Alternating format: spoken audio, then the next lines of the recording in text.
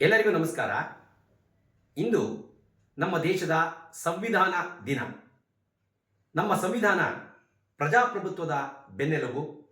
ಅದು ನಮ್ಮ ದೇಶದ ಹೃದಯದ ಮಿಡಿತ. ಅದು ನಮ್ಮ ಸ್ವಾತಂತ್ರ್ಯದ ರಕ್ಷಕನಾಗಿದೆ. ನಮ್ಮ ಹೊಣೆಗಾರಿಕೆಯ ಅರಿವನ್ನು ನಮಗೆ ಮೂಡಿಸುತ್ತದೆ. ನ್ಯಾಯ ಮತ್ತು ಸಮಾನತೆಯತ್ತ ನಮ್ಮನ್ನು ಸದಾ ಕರೆದೊಯ್ಯುತ್ತದೆ. ಈ ಸಂದರ್ಭದಲ್ಲಿ ಸಂವಿಧಾನದ ಪೀಠಿಕೆಯನ್ನು ಓದುವ ಪ್ರಯತ್ನ ನಮ್ಮದು. Now in this occasion we are going to read the key of the constitution, that is the preamble. We the people of India have solemnly resolved to constitute India into a sovereign, socialist, secular, democratic republic, and to secure to all its citizens justice, social, economic and political liberty of thought, expression, belief, faith and worship, equality of status and of opportunity, and promote among them all fraternity, assuring the dignity of the individual and the unity and integrity of the nation.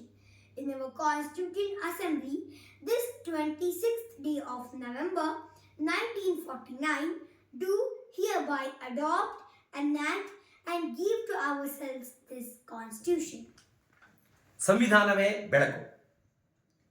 ಭಾರತದ ಜನರಾದ ನಾವು ಭಾರತವನ್ನು ಸಾರ್ವಭೌಮ, ಸಮಾಜವಾದಿ, ಸರ್ವಧರ್ಮ ಸಮಭಾವದ ಪ್ರಜಾಸತ್ತಾತ್ಮಕ ಗಣರಾಜ್ಯವಾಗಿ ರೂಪಿಸುವುದಕ್ಕಾಗಿ ಹಾಗೂ ಅದರ ಎಲ್ಲ ಪ್ರಜೆಗಳಿಗೆ ಸಾಮಾಜಿಕ, ಆರ್ಥಿಕ ಮತ್ತು ರಾಜಕೀಯ ನ್ಯಾಯ, ವಿಚಾರ, ಅಭಿವ್ಯಕ್ತಿ, ನಂಬಿಕೆ, ಶ್ರದ್ಧೆ ಮತ್ತು ಉಪಾಸನೆಯ ಸ್ವಾತಂತ್ರ್ಯ, ಸ್ಥಾನಮಾನ ಹಾಗೂ ಅವಕಾಶಗಳ ಸಮತೆ ದೊರಕುವಂತೆ ಮಾಡಲು, ವ್ಯಕ್ತಿ ಗೌರವ, ದೇಶದ ಏಕತೆ ಮತ್ತು ಸಮಗ್ರತೆಗಾಗಿ ಎಲ್ಲರಲ್ಲಿ ಬಂಧುತ್ವ ಭಾವನೆಯನ್ನು ಮೂಡಿಸುವುದಕ್ಕಾಗಿ ದೃಢ ಸಂಕಲ್ಪ ಮಾಡಿ ನಮ್ಮ ಸಂವಿಧಾನ ಸಭೆಯಲ್ಲಿ 1949ನೇ ಇಸ್ವಿ ನವೆಂಬರ್ ತಿಂಗಳ 26ನೇ ದಿನದಂದು ಈ ಸಂವಿಧಾನವನ್ನು ನಮಗೆ ನಾವೇ ಸಮರ್ಪಿಸಿಕೊಂಡು ಅಂಗೀಕರಿಸಿ